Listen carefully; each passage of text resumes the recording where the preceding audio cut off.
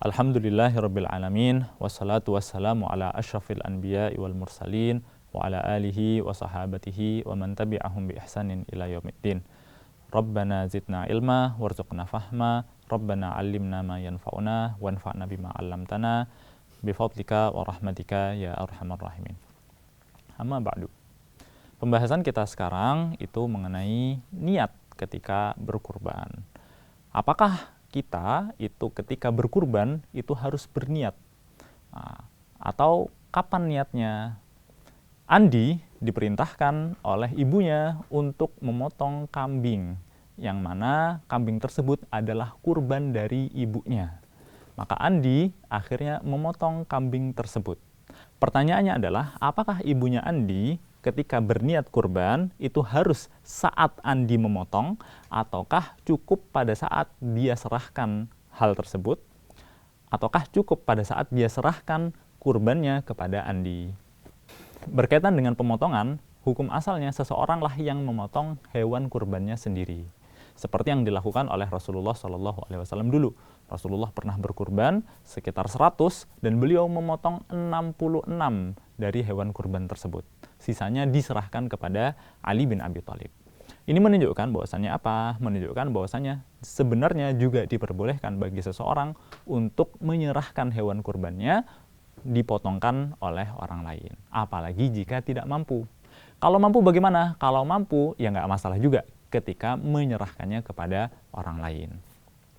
Nah, sekarang pertanyaannya adalah, ketika seseorang misalkan memotong, dan dia memotongnya sendiri, maka dia berniatnya pada saat memotong hewan kurbannya. Jadi ketika meletakkan pisau di leher, kemudian ketika dia menggoroknya, nah maka pada saat itu dia berniat. Hatinya berniat, lisannya itu mengucapkan Bismillah, ya, dengan menyebut nama Allah Subhanahu wa Ta'ala. Lebih bagus dan sunnah hukumnya jika dia mengucapkan salawat serta salam kepada baginda Rasulullah SAW saat dia menggorok leher dari hewan kurbannya. Jadi hati berniat, lisan mengucapkan, tangan bergerak. Itu kalau dia memotong hewan kurbannya sendiri. Namun masalahnya dia tidak bisa atau tidak mampu untuk menggorok hewan kurban tersebut. Bisa saja memang karena lemah seperti ibunya Andi. Maka, apa yang harus dilakukan? Pertama, dia boleh menyerahkannya kepada orang lain. Seperti tadi, ibunya Andi menyerahkan kepada Andi. Nggak harus anaknya, tapi bisa siapapun. Nggak harus anaknya, bisa orang lain.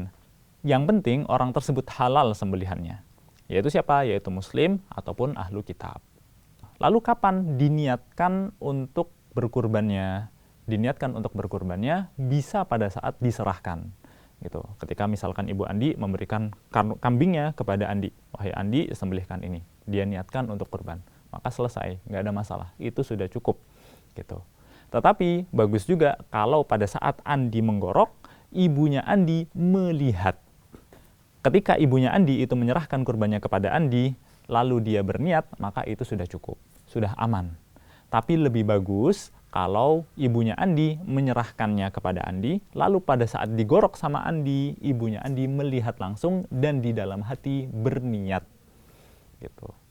Kalau misalkan Andinya tidak tahu dan tidak berniat, nggak masalah juga sebenarnya. Yang penting ibunya Andi sudah berniat bahwasannya hewan tersebut itu dia serahkan kepada Andi untuk dikurbankan dan jadi kurban atas nama dia.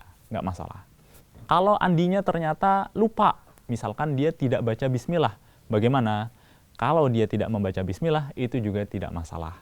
Karena membaca basmalah, hukumnya sunnah ketika berkurban. Yang penting catatannya, Andinya seorang muslim. Jangan sampai kita memberikan kepada tukang jagalnya ternyata orang kafir.